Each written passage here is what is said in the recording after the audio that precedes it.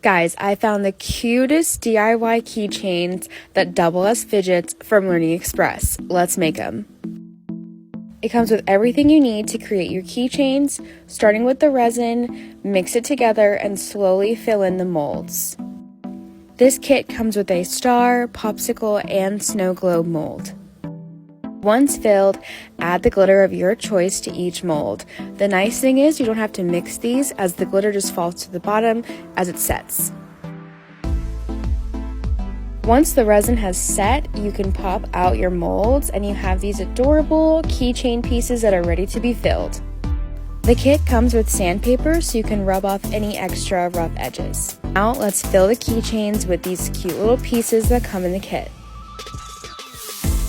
Added more glitter for extra fun. Now we glue on the top piece to keep the items inside the keychain.